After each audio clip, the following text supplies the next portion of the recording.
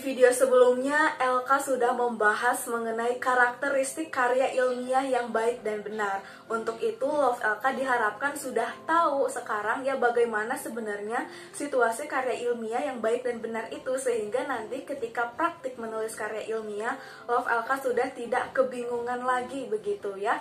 Nah, sebelum melanjutkan pembahasannya, aku mau nanya dulu nih, Love Elka selama ini pernah menulis karya ilmiah yang seperti apa? Atau belum pernah menulis sama sekali?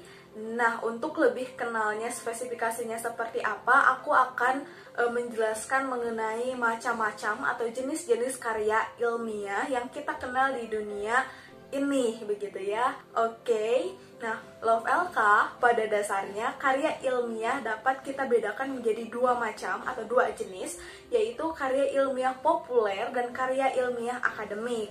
Lantas sebenarnya apa perbedaan dari kedua karya ilmiah tersebut? Oke, kita bahas satu-satu. Karya ilmiah populer dapat dilihat pada surat kabar atau majalah, yaitu berupa artikel. Lantas ciri utamanya itu seperti apa? Nah, ciri utama karya ilmiah ini adalah masalahnya relatif umum dan menggunakan bahasa atau kosakata umum juga, sehingga setiap orang dapat memahaminya dengan mudah dari berbagai latar belakang begitu. Sementara itu, karya ilmiah akademik dapat diartikan sebagai karya ilmiah yang dihadirkan di lingkungan akademik atau dunia pendidikan, seperti di perguruan tinggi. Nah, meskipun karya ilmiah tersebut ada dua macam, tetapi LK akan memfokuskan pada penulisan karya ilmiah yang ditulis di lingkungan pendidikan atau disebut juga sebagai karya ilmiah akademik.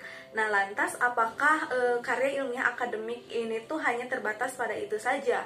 Oh, tidak. Karya ilmiah akademik ini tuh banyak lagi macamnya begitu. Nah, jenis-jenis karya ilmiah akademik itu dapat dibedakan menjadi beberapa. Yang pertama adalah makalah. Apa itu makalah?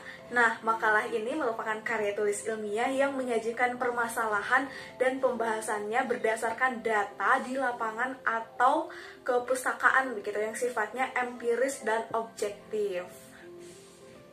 Kemudian yang kedua adalah ada kertas kerja atau repeat begitu ya. Nah, karya tulis ini karya tulis yang bersifat lebih mendalam daripada makalah begitu, dengan menyajikan data di lapangan atau kepustakaan yang bersifat empiris dan juga objektif. Jika tadi makalah tidak terlalu mendalam, maka kertas kerja ini tuh lebih mendalam lagi daripada makalah begitu, lebih ditelaah lagi. Oh iya, Love LK, perlu diketahui bahwa berkaitan dengan makalah ini, pada awalnya makalah merupakan tugas mahasiswa dalam mengikuti perkuliahan tertentu. Tetapi kini makalah mengalami perubahan makna yang meluas, yaitu karena sering digunakan dalam kegiatan ilmiah lainnya seperti seminar, lokakarya, simposium, sarasehan, kongres, dan kegiatan ilmiah lainnya. Kemudian karya ilmiah akademik jenis yang ketiga adalah laporan praktik kerja. Apa itu laporan praktik kerja? Laporan praktik kerja ini merupakan karya tulis ilmiah yang memaparkan data hasil temuan di lapangan, di instansi, di perusahaan gitu, tempat berpraktik kerja begitu. Disebut juga sebagai karya ilmiah D3. Dengan kata lain, karya ilmiah ini ditulis untuk meraih gelar ahli madya.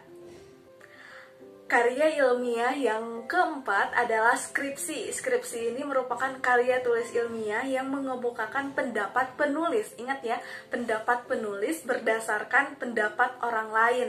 Dengan kata lain, karya ilmiah ini disebut juga sebagai karya ilmiah S1. Karya ilmiah yang ditulis untuk meraih gelar sarjana.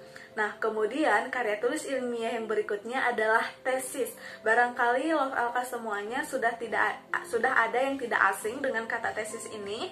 Nah, tesis ini merupakan karya tulis ilmiah yang mengungkapkan pengetahuan baru dengan melakukan pengujian begitu terhadap suatu hipotesis. Nah, tesis ini sifatnya lebih mendalam daripada skripsi. Karya ilmiah ini ditujukan untuk S2 begitu, dengan kata lain ditulis untuk meraih gelar magister. Oke, karya ilmiah akademik yang terakhir ada disertasi. Disertasi ini merupakan karya tulis ilmiah yang mengemukakan teori atau dalil baru begitu yang dapat dibuktikan berdasarkan fakta secara empiris dan objektif. Nah, karya ilmiah ini merupakan karya ilmiah S3, dengan kata lain ditulis untuk meraih gelar doktoral begitu, meraih gelar doktor. Nah, Love LK itu merupakan beberapa macam karya ilmiah begitu, karya ilmiah populer, karya ilmiah akademik, dan jenis-jenis dari karya ilmiah akademik. Nah, jadi jangan sampai salah kaprah lagi ya ketika akan menulis sebuah karya ilmiah, ketika misalkan dosen atau guru meminta Love LK untuk membuat makalah, maka buatlah makalah begitu ya, dengan situasi pendefinisian yang tadi, yang merujuk ke arah yang tadi begitu. Jangan sampai keluar dari jalur itu, karena bisa saja apabila keluar ya tidak akan menjadi karya ilmiah yang baik dan benar begitu, karena tidak menguraikan sesuatu yang semestinya diuraikan begitu. Nah, barangkali itu saja video untuk kali ini. Apabila ada pertanyaan, jangan lupa disampaikan di kolom komentar. Jangan lupa juga untuk subscribe channel YouTube-nya LK bagi yang belum. Aktifkan notifikasi loncengnya agar ketika LK mengunggah video baru, Love LK bisa langsung tahu begitu ya, dan bisa langsung menonton dan dapat ilmu baru, pemahaman baru begitu. Dan jangan lupa juga untuk membagikan video-video LK agar cakupan kebermanfaatnya bisa lebih luas begitu. Siapa tahu dengan Love LK membagikan video ini tuh ada orang lain yang terbantu begitu ya dengan adanya video ini. Oke, begitu saja, sampai jumpa di video berikutnya.